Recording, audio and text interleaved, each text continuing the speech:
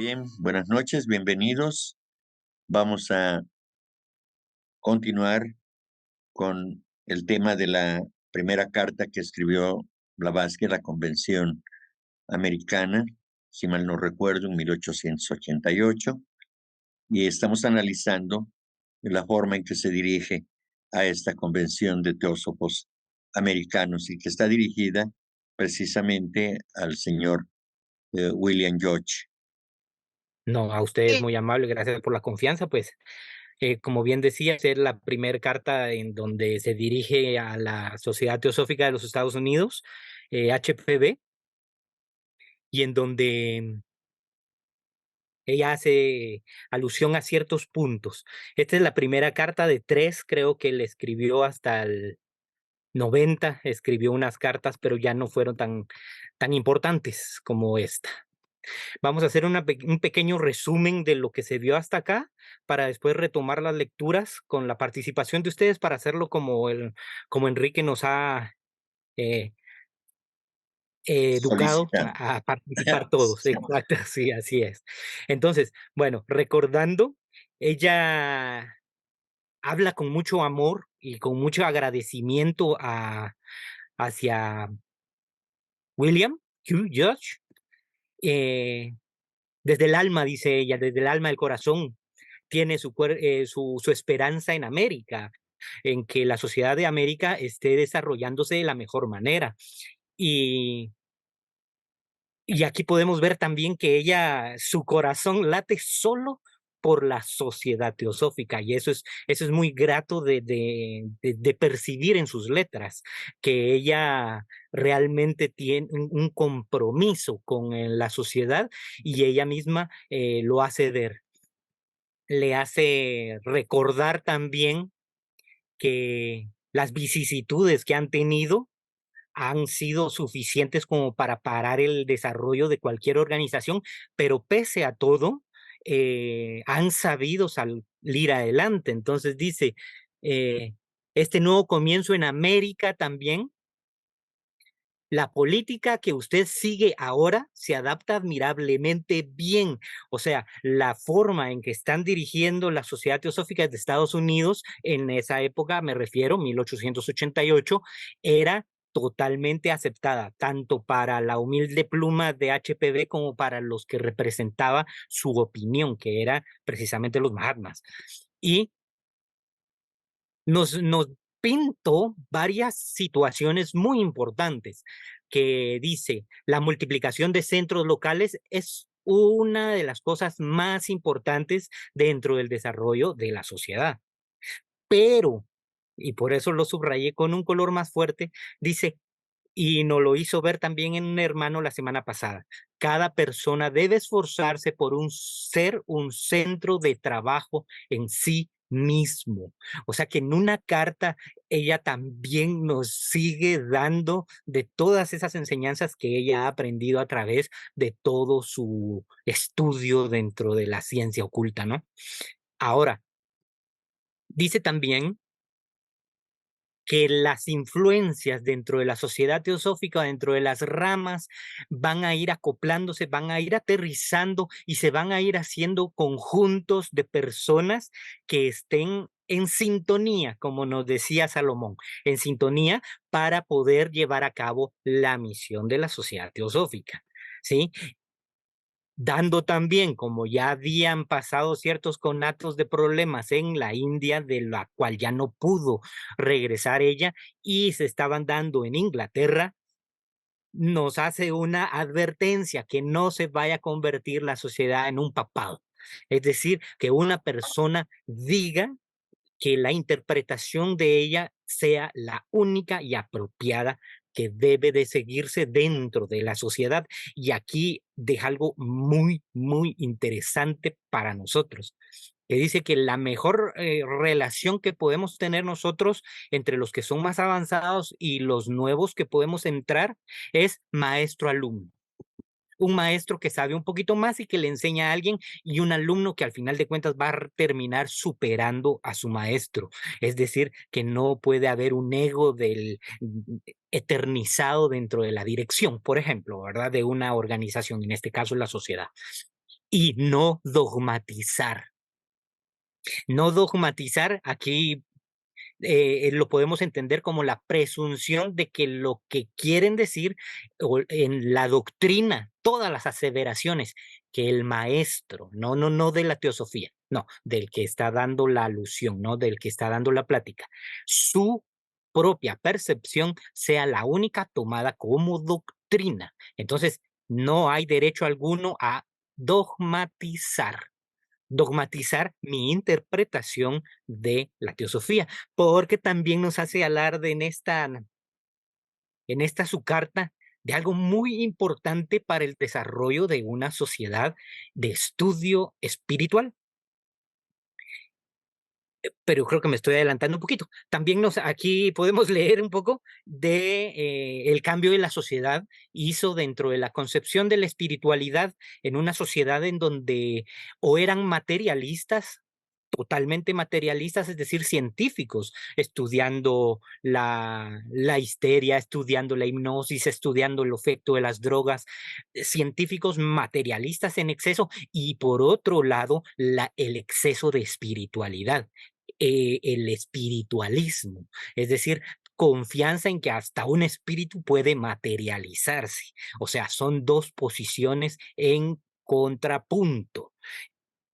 Ahora, la influencia de la ST hizo que hasta las revistas de espiritualismo, como nos dice aquí en este párrafo, espero que estén viendo por acá, y está subrayado con moradito, dice, la influencia realmente fue que ahora todas las revistas de espiritualismo dieron filosofía de sus puntos de vista. Entonces ya empezaba la razón, el razonamiento lógico para todas sus exposiciones. Ya no era solo algo dogmático, sino empezaron ya a razonar. Eso fue la influencia en esa época de la sociedad.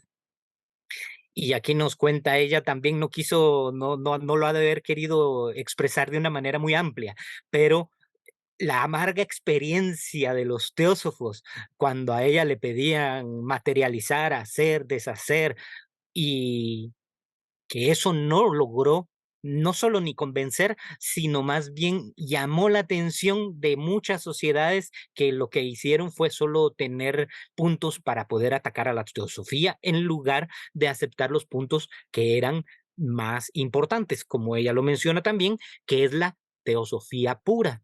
Y la teosofía pura es la filosofía de la explicación racional de las cosas y no de los principios. ¿Por qué no de los principios? Porque los principios, como leemos en el proemio de la doctrina, los principios son eternos y no se pueden conceptualizar, por ende no se pueden explicar racionalmente.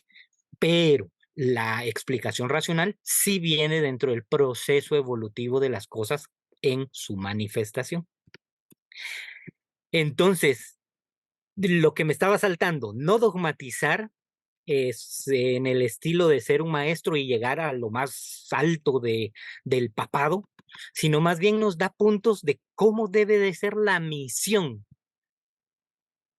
Entonces, ella le menciona a William y él lo tenía muy claro, puesto que ella solo lo está dejando ver, le está agradeciendo desde su corazón que todo esto que estamos leyendo, esto lo siguieron en la Sociedad Teosófica de Estados Unidos, la que hoy creo es de Pasadena y hay una rama que no es pegada ya, pero esto es ya meterme a camisa de 11 varas. A lo que voy, lo más importante es la misión y es aunar firmemente a un grupo de hombres y mujeres de todas las naciones en amor fraternal e inclinarlos hacia una labor puramente altruista, no un trabajo realizado por motivos egoístas.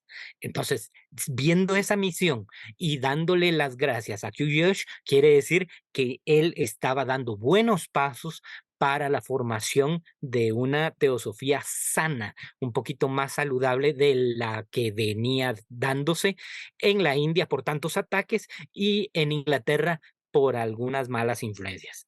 Entonces,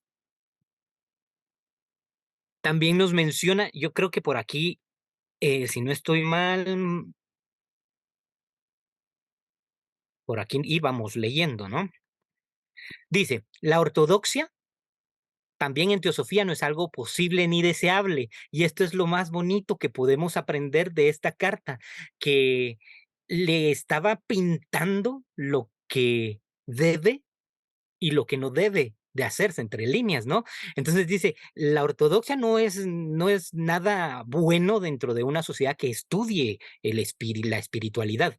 Y dice, la diversidad de opinión dentro de los límites, ante todo la educación, el respeto y el amor hacia los demás, mantiene a la sociedad teosófica como un cuerpo vivo y saludable pese a las muchas otras cosas feas. Pues obviamente la sociedad está formada de seres humanos que tenemos errores en nuestro carácter, podemos ser cae bien o cae mal, podemos tener ciertas personalidades que pueden afectar a otros y son cositas que pueden ser feas, pero dentro de los límites, la diversidad de opinión son increíblemente apoyadas. Por eso me acuerdo de un hermano que precisamente ojalá esté todavía conectado nos decía, yo no estoy tan seguro de creer todo lo que la teosofía dice, le tengo dudas, decía él.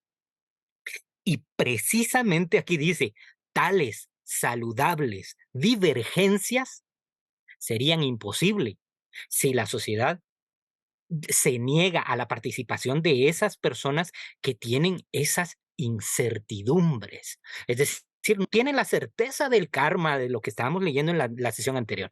No se está tan certero de la reencarnación, pero se tiene la duda razonable, se tiene la inclinación por aprender, se quiere ver qué más hay atrás de eso. Eso ya es un paso que nos abre la puerta a un mejoramiento personal, a dar un salto dentro de nuestra espiritualidad. Y aquí dice algo increíblemente, dice que si todos estuviéramos certeros de esta situación, podríamos convertirnos en una secta. Sería imposible y la sociedad se degeneraría convirtiéndose en una secta, en donde todo lo que diga el que está hablando, sí, eso es. Y no hay otra forma de contradecir. Por eso lo bonito es de que a ustedes ahorita van a participar dando sus puntos de vista respecto a lo que sigue de esta carta, en donde realmente estamos aprendiendo dentro de sus salutaciones hacia QYOSH, estamos recibiendo muchas formas de guiar nuestra experiencia dentro de la sociedad. Eh, Hola, buenas noches. Pues sí, yo creo que aquí se destacan varias cosas bastante importantes. Sobre todo, creo que el liderazgo que presentó Yuch fue muy importante, dado que logró la expansión de la sociedad teosófica cuando ya había tantos desafíos y conflictos que llevó a divisiones de la sociedad teosófica y abre a decirnos, bueno, cada vez va a haber más enseñanzas, cada vez va a haber más certezas, ¿no? Por ejemplo, no sé, yo soy una apasionada del cosmos y ahorita están saliendo todas las noticias de los nuevos telescopios que han mandado al espacio, donde ya votaron la teoría del Big Bang, que era la más aceptada, ¿no? Ya se dieron cuenta que no hay coherencia en las lecturas que se hacen ahora con esa teoría. Claro, ahora están hechos bolas otra vez, ¿no? Tienen que volver a hacer miles de mediciones y volver a replantear sus teorías a ver cuál pueden comprobar. Pero a fin de cuentas, bueno, lo que nos dicen es que es posible que sí, este universo no tenga principio y por lo tanto no llegue a tener un fin. Están comprobando otras cosas. Y esta apertura y al mismo tiempo respeto a las diferentes opiniones, a la difusión de enseñanzas, pues sería muy bueno. Algo que bueno, a mí me gustaría, y no precisamente porque fuera yo una participante, pero sí esta difusión como en la revista que tuvieron de Theosophies y de Lucifer, pues volver a escribir, ¿no? Cada uno en nuestras especialidades, volver a lanzar opiniones, volver a mencionar estas cosas que van saliendo, de las cuales no podemos estar todas al mismo tiempo pendientes, pero podríamos cada uno en nuestra área, pues ir publicando algo, ¿no? Y todos nos vamos enterando en la medida de lo posible para, para contrastar estos nuevos descubrimientos de la ciencia, pues con estos escritos, ¿no? Tan valiosos y tan predictivos.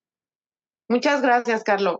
Es cierto, toda la razón. Nos estamos uniendo ya a la ciencia oculta, a la ciencia exacta, se está uniendo. Dice, debe recordarse que la Sociedad Teosófica no se fundó como una guardería para proporcionar un abastecimiento de ocultistas o como una factoría para crear adeptos. Su intención era combatir la corriente de materialismo y también la atracción hacia los fenómenos espiritistas y el culto a los muertos. O sea, para combatir, ¿no? Dice, para combatir Sí, ajá. materialismo Continúa. y la atención a los fenómenos espiritistas y al culto a los muertos.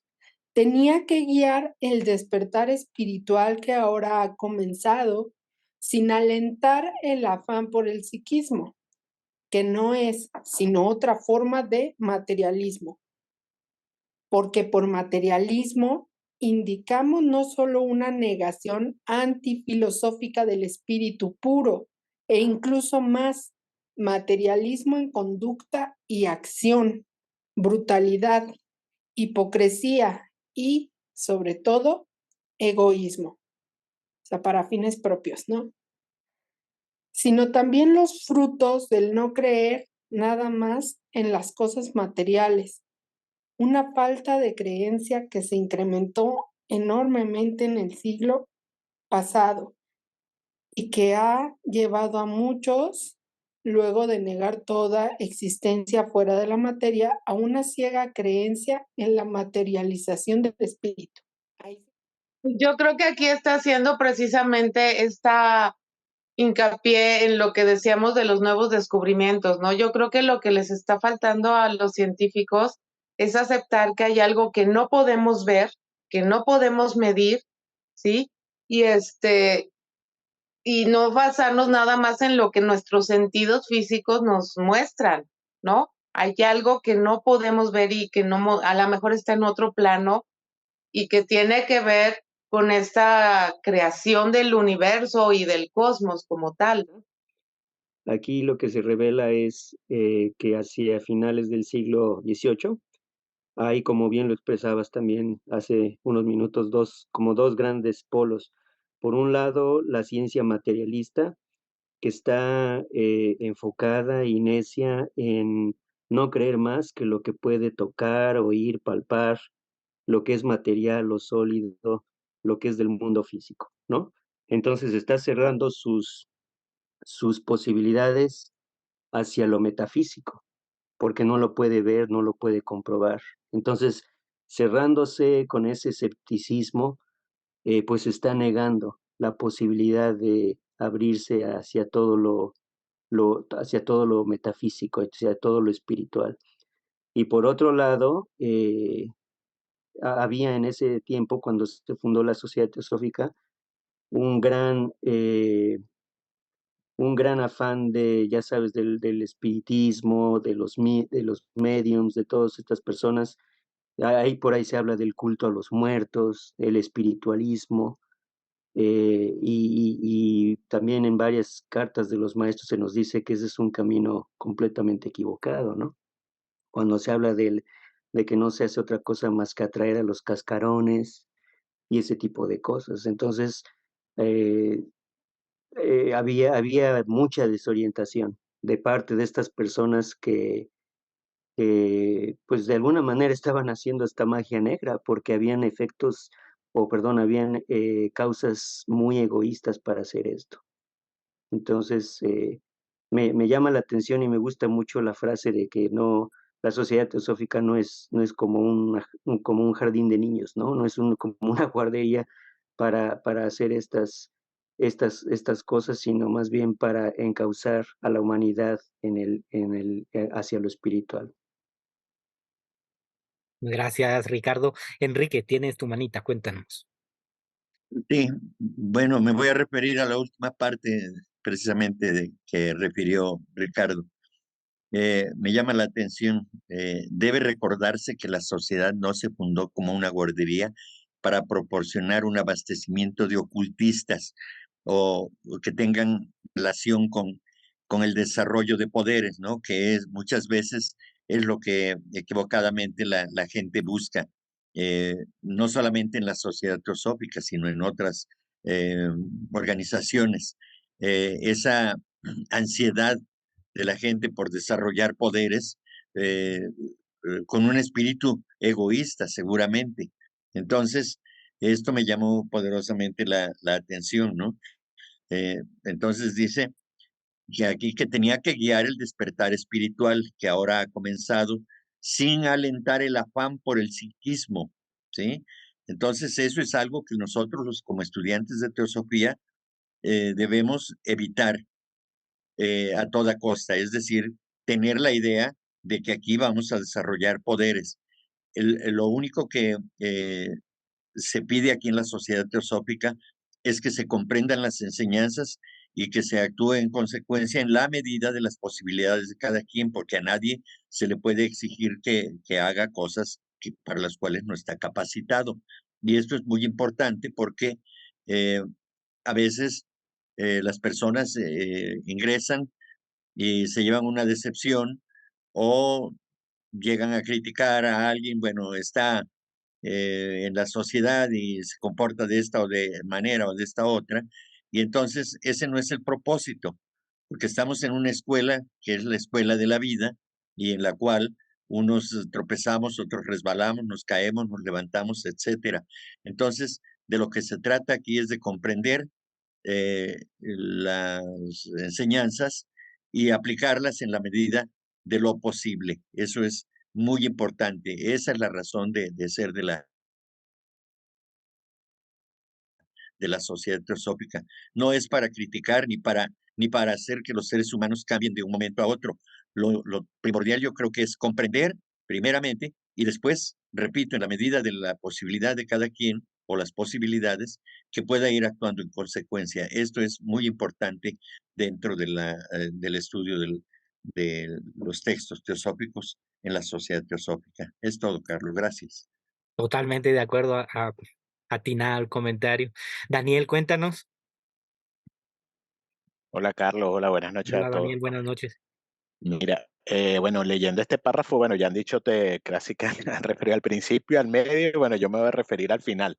Eso, Creo que es una de las frases que está usando, o sea, es un pequeño fragmento que está usando casi como una profecía, ¿no? Aquí lo que subrayas tú que dice, una ciega creencia en la materialización del espíritu. O sea, llegar a ese punto que estaba comenzando ya a los inicios de la sociedad teosófica, hablando a finales del siglo XIX, donde no se estaba entendiendo quizás claramente cuál era la búsqueda, ¿no? ¿Cuál es esa búsqueda espiritual? Y se llegaba, en ese momento ya está hablando ella de que se está llegando a buscar en lo material. ¿Qué quiere decir en lo material? En lo externo, el espíritu. Cuando bien sabemos que el espíritu no lo vamos a conseguir en lo externo, ni en lo material.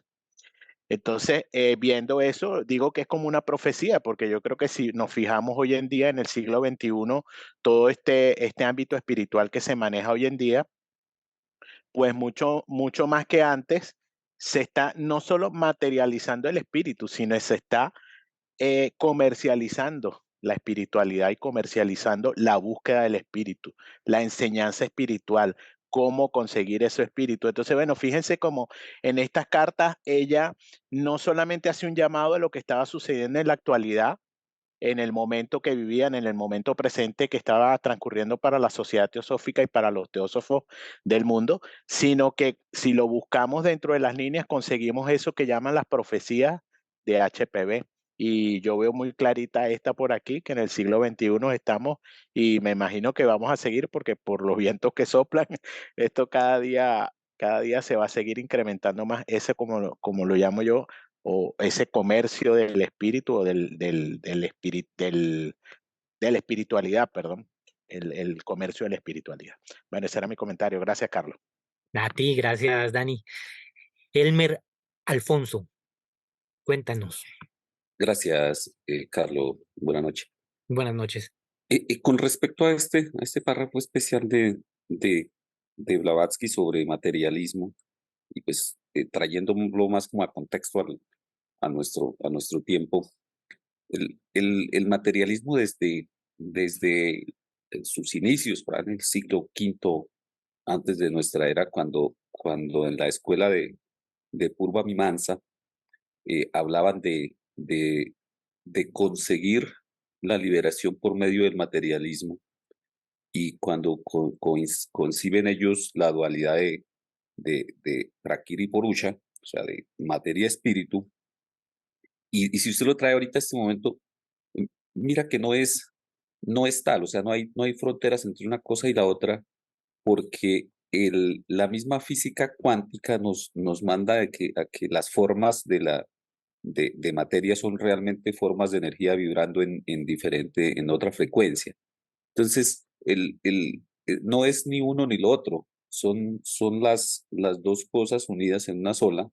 Es simplemente que si usted acentúa espiritismo, no es espiritualismo, sino espiritismo, y materialismo puro basado en la razón, pues se ve dos cosas completamente opuestas.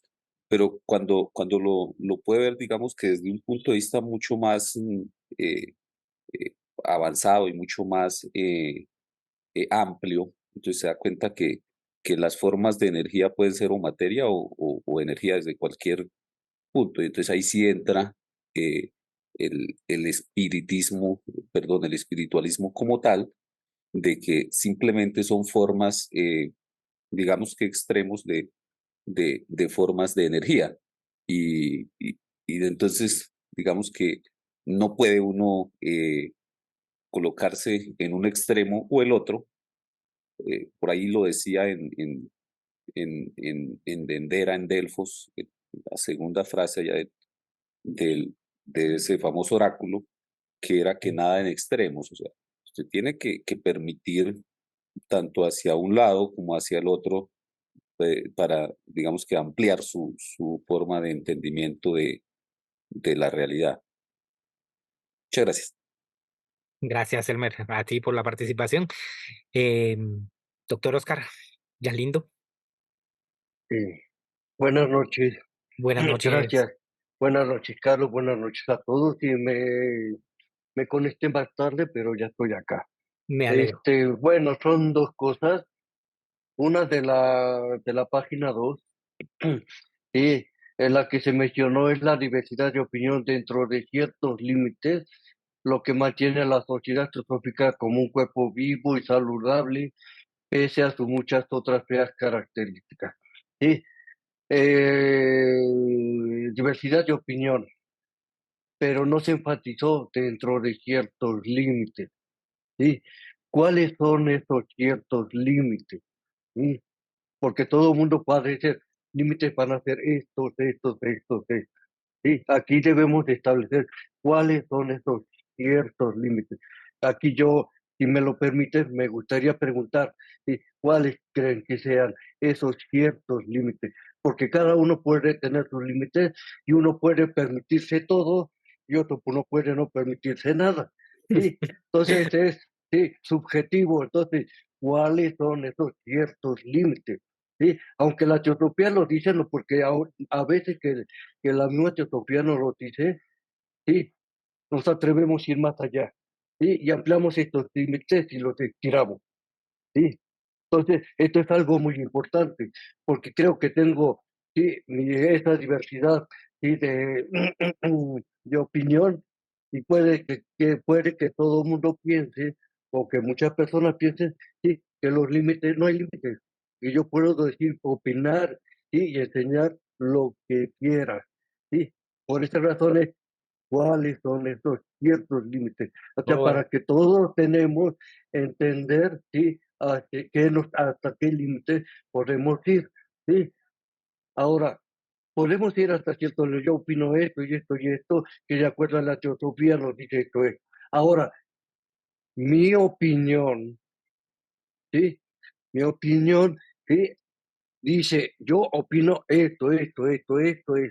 ¿Sí? Este es algo que adolecemos, porque mezclamos lo que dice la enseñanza con nuestras opiniones, ¿sí? Y no lo decimos, bueno, yo opino esto, ¿sí? Yo no estoy de acuerdo con esto o yo opino esto, ¿sí? Muy aparte de lo que nos está diciendo, ¿sí? La enseñanza teosófica. Empezamos a elucubrar, ¿sí? Muchos utilizan otras palabras, ¿sí? Pero aquí es algo muy importante, ¿sí? Estos ciertos límites, ¿sí? ¿Sí? Porque nos olvidamos de esto. Yo tengo carta abierta, ¿sí? Y puedo decir y opinar lo que sea, ¿sí? Pero aquí también esto es importante, ciertos límites. Esto es lo que debemos de ver, ¿sí? Todos cuáles son esos ciertos límites.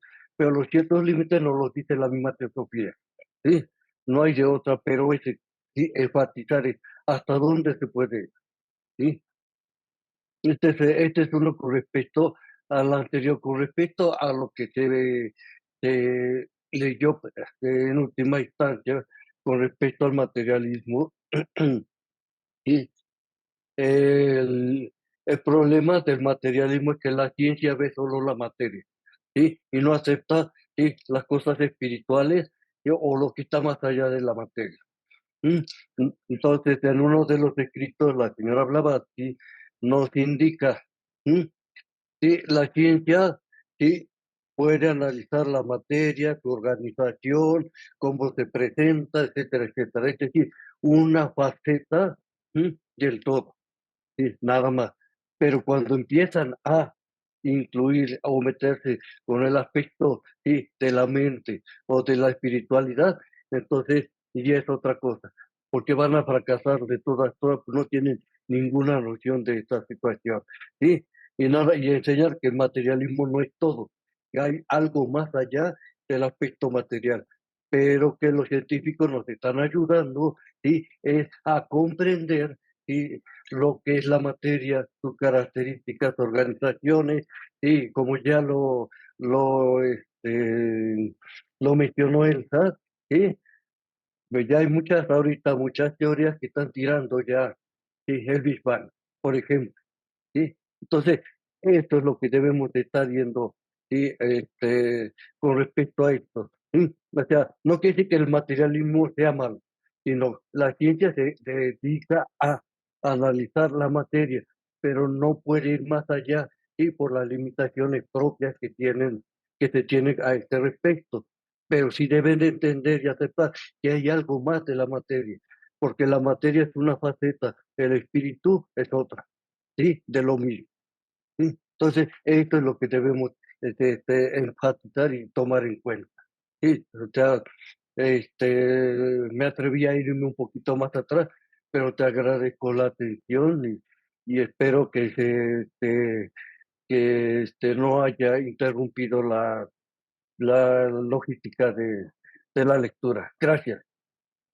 Gracias a ti, hermano Oscar. Para nada interrumpes la logística. Al contrario, nos vas a dar ya, de hecho, la próxima palabra que vamos a estudiar, digo yo. Enrique, hay esa diversidad de opinión dentro de ciertos límites. Eso podemos utilizarlo como un tema para platicarlo y que cada quien pueda dar sus opiniones al respecto, pero nada problema. Disculparme, primeramente, Carlos, para reconocer cómo nos explicas, ¿verdad? Esta palabra por palabra, renglón por renglón. Yo te lo he dicho, yo te he escogido para que seas mi guía aquí en Teosofía, porque tienes una forma de explicarnos, de ver las cosas, tú debes de ser como el maestro, no sé, ¿verdad?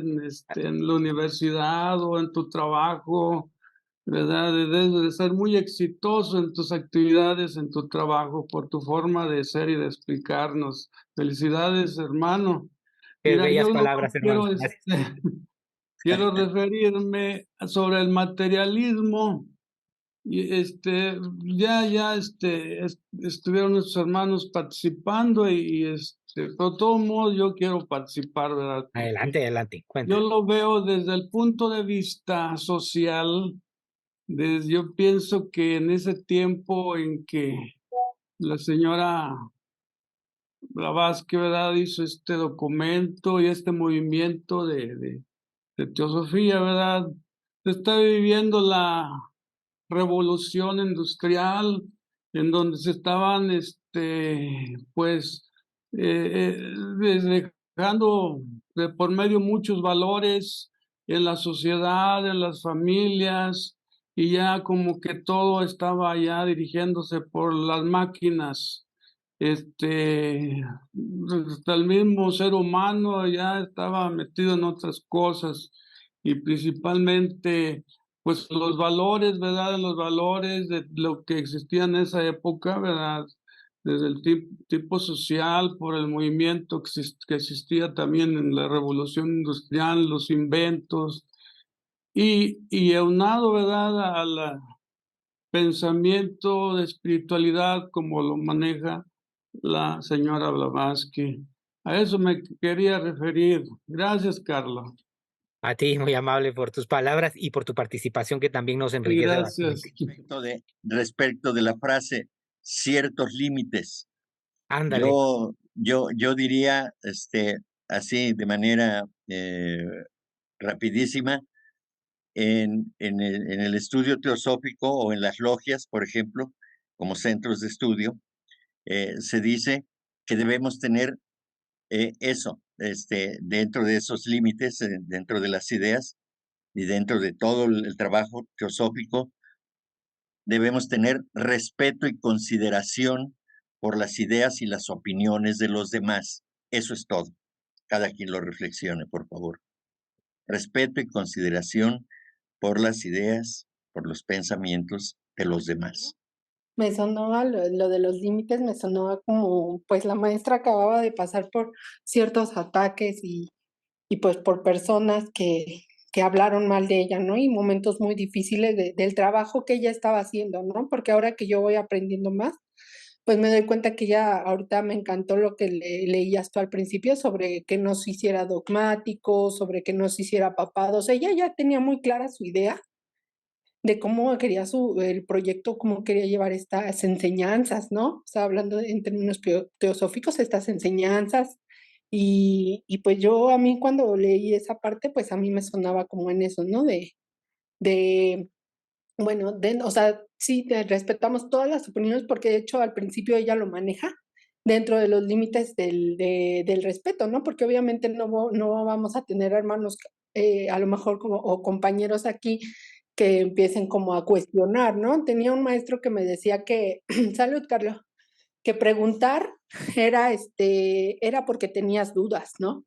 Pero que cuando cuestionabas ya era porque te querían comprobar que estabas tonto, ¿no? O que estabas mal o querían hacerte ver mal, porque cuestionar era así como estar buscando ese error, pero bajo esa parte de la razón, ¿no? De tener yo la razón. Bueno, que también considero que hay otro tipo de cuestionamiento en el que sí tienes como esta ganas de resolver tus dudas, pero sí también hay cuestionamientos donde te están como hasta incluso provocando para que tú caigas en errores o en contradicciones para atacarte, ¿no? Entonces a mí me sonó como esa parte por lo que la maestra había pasado anteriormente, que a eso se refería.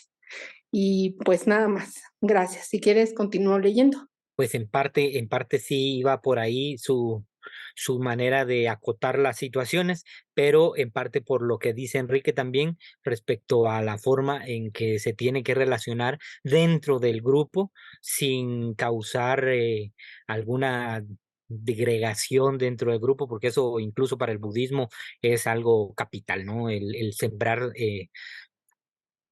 con ¿cómo se llama? Concordia, no, sembrar cizaña, sembrar Discordia, ¿no? discordia, exacto, Discordia a propósito, dentro de la premeditadamente, ¿no? sanga, dentro del estudio, dentro del grupo. Eso no es correcto. Entonces, va por las dos, sí tienes razón. Dice, la tendencia de la civilización moderna es una reacción hacia el animalismo, hacia el desarrollo de esas cualidades que conducen al éxito en la vida del hombre como un animal, en la lucha por la existencia animal.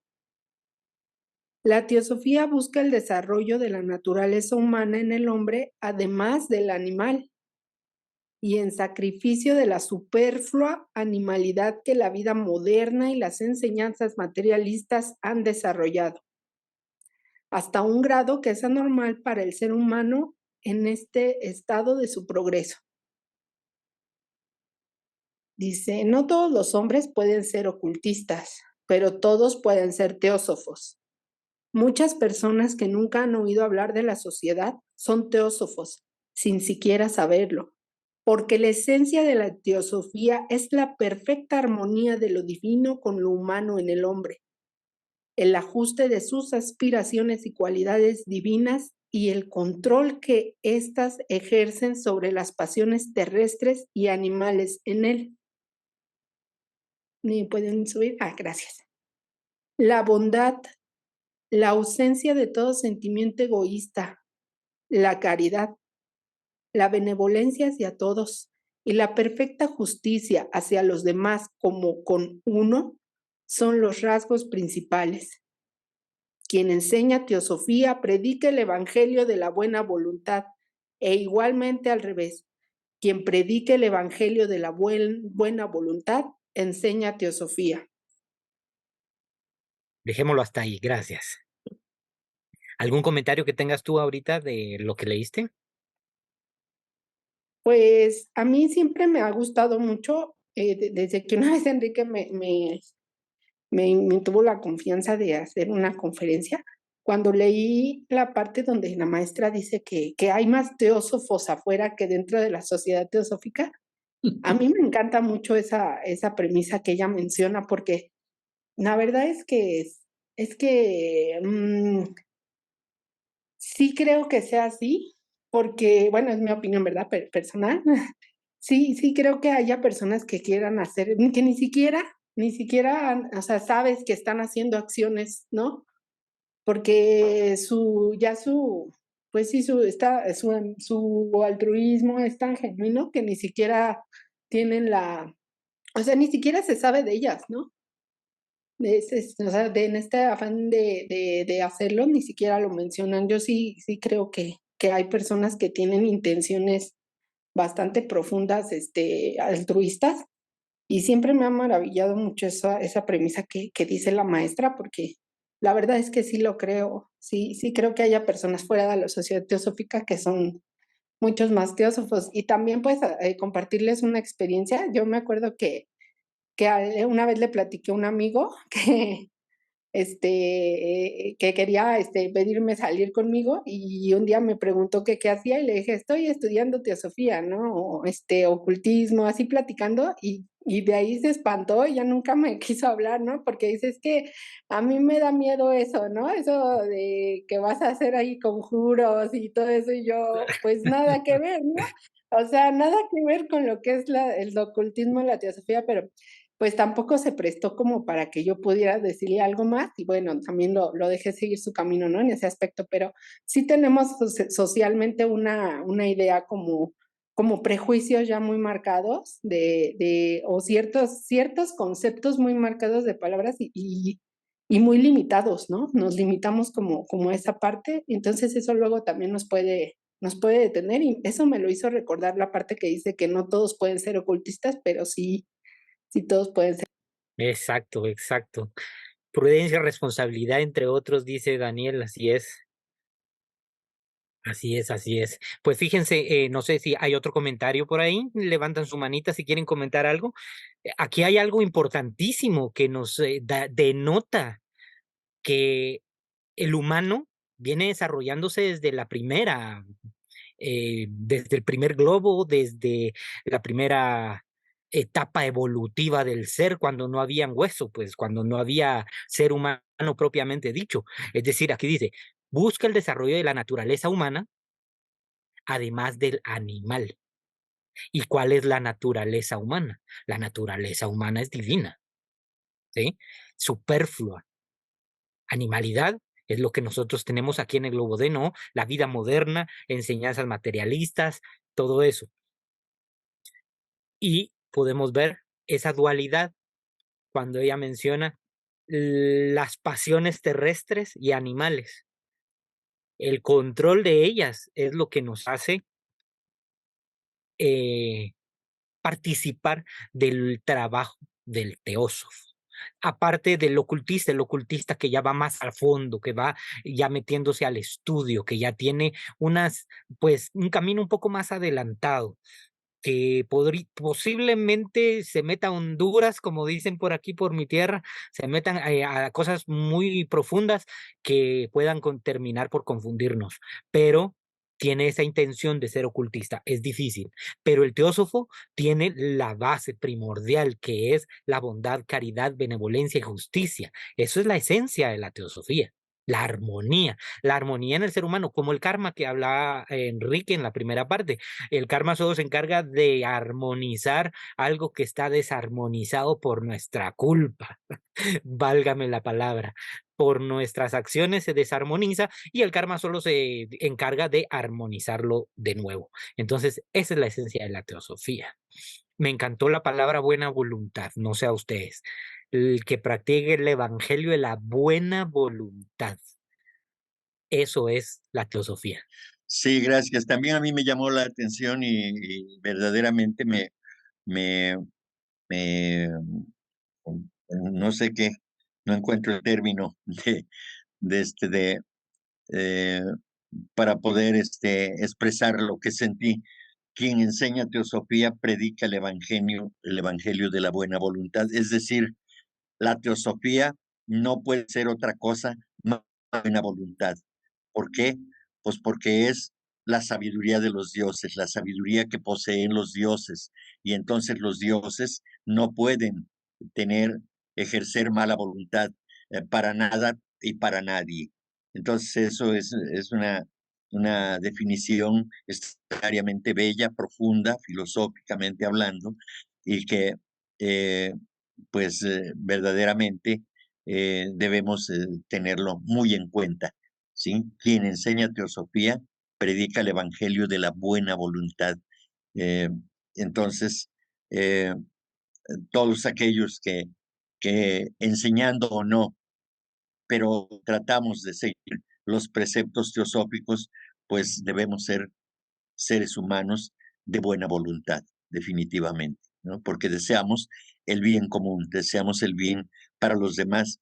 Y si vamos más allá, desear el bien para los demás, olvidándonos de nuestro propio bien, que eso sería maravillosamente glorioso, ¿no? Entonces, es una cosa bellísima, estoy profunda, desde luego. Gracias, Carlos. Y quería yo referirme a otra cosa. Lo escuché de Jerry ahora. Jerry es muy reciente en su incursión en el estudio teosófico y cuando dijo es que voy a estudiar teosofía y ocultismo, etcétera. Bien, mucho cuidado con utilizar la palabra ocultismo. También lo escuché hace unos días de una persona que ya tiene más tiempo y que dijo, nosotros, los estudiantes de ocultismo, bueno, entonces tenemos que quitar esa idea. Lo que estamos estudiando es la parte más superficial del ocultismo, de la verdadera teosofía, de la teosofía superior. Aquí lo que estamos estudiando es teosofía, pero apenas, digamos, las bases, los rudimentos, el principio, precisamente por el nivel que muestra en su desarrollo la sociedad actual, la sociedad humana actual. Por eso se levantó el velo de las verdaderas enseñanzas ocultistas, del verdadero ocultismo, ¿sí? Entonces, el ocultismo es, digamos, la práctica de la espiritualidad en un grado ya muy elevado, es decir, donde ya no cabe el egoísmo, la vanidad, el orgullo, todas esas cuestiones pasionales ya no caben en el ocultismo. Acá entre nosotros, los que estudiamos teosofía a este nivel, pues sí tenemos muchos defectos que corregir y por eso es permitido esto nada más al nivel que estamos. Es, como dije al principio, hace un momento también, es para que tratemos de comprender las leyes universales y en la medida de nuestras posibilidades actuar en consecuencia de acuerdo a nuestro poder, porque podemos tener muy buenas intenciones por aplicar las leyes, pero si no tenemos la fuerza, pues por mucho que queramos, no vamos a lograrlo. Entonces, sí, tener cuidado en utilizar el término ocultismo, porque además lo relacionan con brujería, con hechicería y esa cosa, ¿no? Entonces, mucho cuidadito. Muchas gracias. Gracias, Enrique, muy amable y muy certera también a propósito la opinión. Y leemos buena voluntad, no fuerza de voluntad, o sea, no es a la fuerza, sino es la buena voluntad, el entendimiento de seguir la voluntad de algo superior a nosotros, es decir, quitar el egoísmo y ahora ya no es mi voluntad, por mi santa voluntad voy a hacer lo que yo quiero. No, no es esa fuerza, no es esa voluntad, es una buena voluntad que, como Enrique dijo, algo que no se puede explicar. Elmer Alfonso, adelante. Gracias. Em, con respecto al,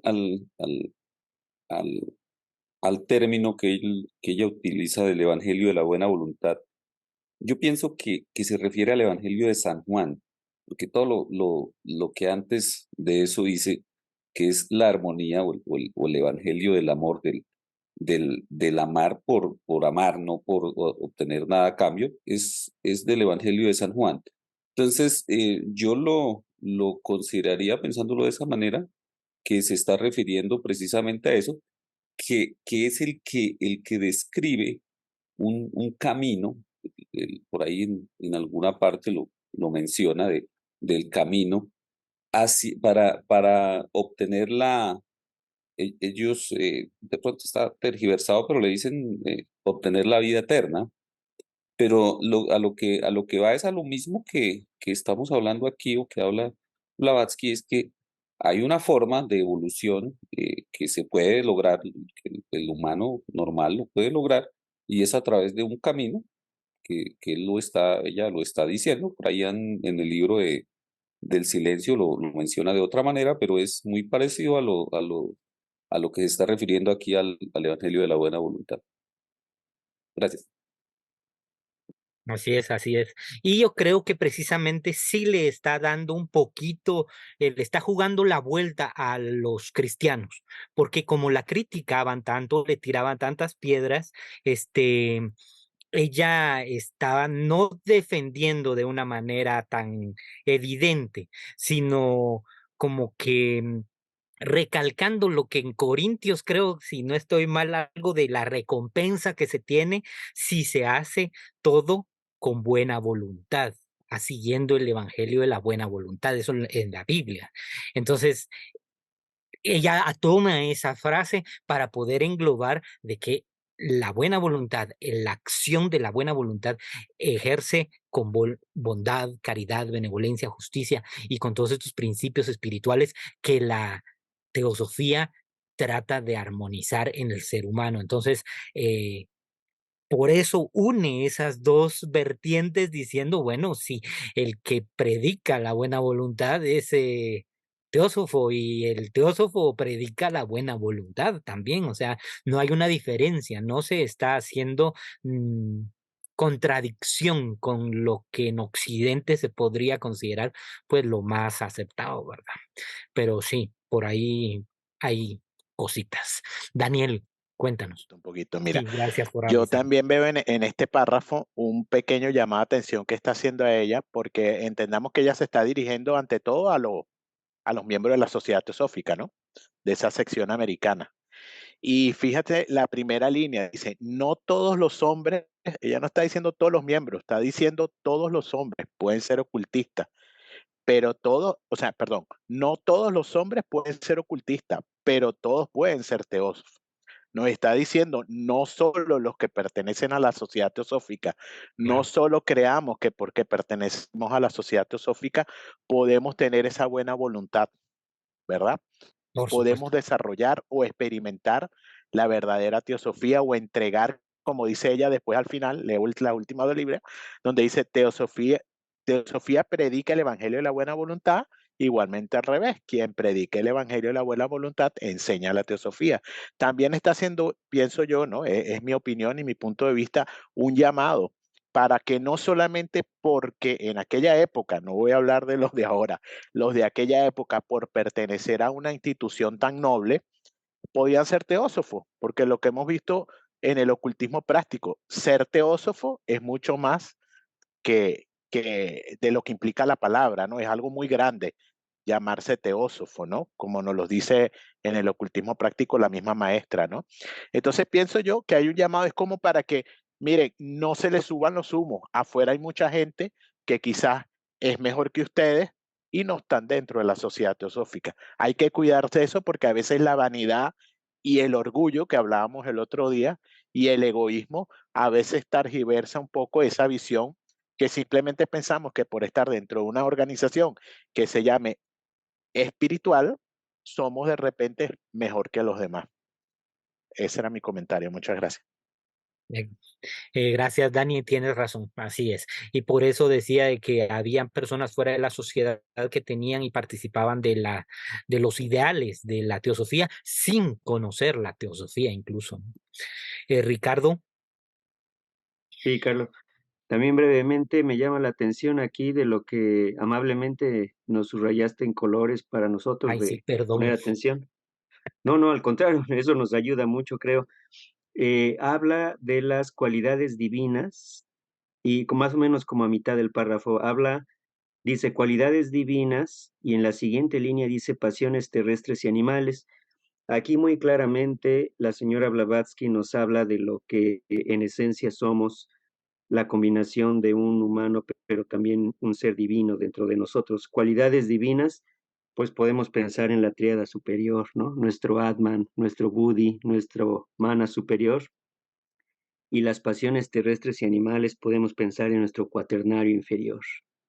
Entonces aquí los principios en el hombre, ¿no? Los 7 principios en el hombre, desde lo divino, lo superior, hasta lo más denso y bajo en nosotros, ¿no? Nuestro kama manas, nuestro prana, bueno, los principios que sabemos, ¿no? El cuaternario, pero es la amalgama de todos ellos, ¿no? Entonces aquí lo dice, y lo que siempre nos han repetido Isaac y todos, de que somos en realidad dioses encarnados, ¿no? Y aquí lo menciona la señora Blavatsky. Está bien. Tenemos el potencial de la divinidad dentro de nosotros mismos, ¿no? Así es la naturaleza del ser. Exacto. Gracias, Tienes Carlos. razón. Ah, no, a ti muy amable. Jerry, tienes la palabra, levantaste tu manita o No, no, antes de mí estaba el hermano Oscar, Carlos, gracias. Oscar, yo no le veo la manita, pero adelante, Oscar Galindo, Doc. Gracias, Carlos. Gracias, Jerry. Sí, mm, sí, en efecto, nada más es algo que nos menciona también el Mahachohan en su carta. Igual es nada más un pequeño fragmento con respecto a lo que es propone, pero sí aquí, y como dijo Daniel, no todos los hombres pueden ser ocultistas, pero todos pueden ser teósofos. Y aquí dice, nunca han oído hablar de de la sociedad teosófica, son siquiera sin saberlo, o sea, en forma inconsciente.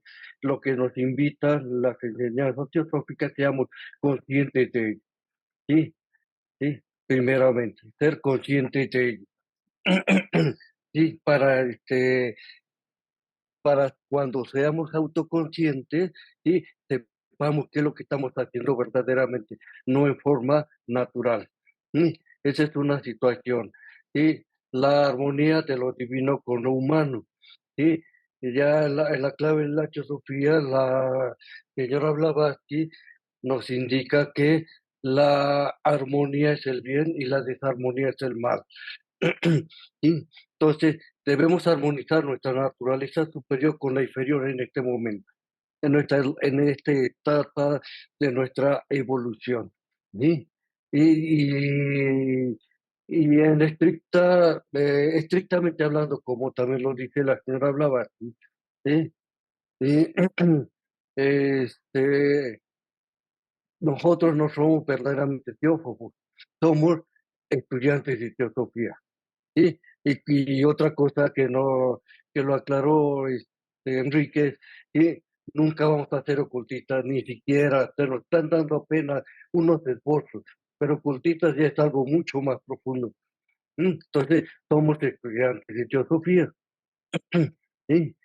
Y en otra, para enfatizar, ¿sí?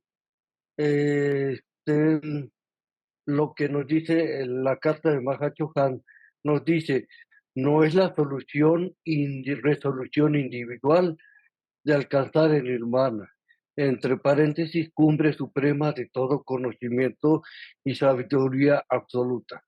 Se cierra el paréntesis. Resolución que en definitiva no es más que un egoísmo superior y magnífico. Y alcanzar el nirvana por sí mismo es, sin todos los demás, es un egoísmo superior y magnífico. ¿Sí?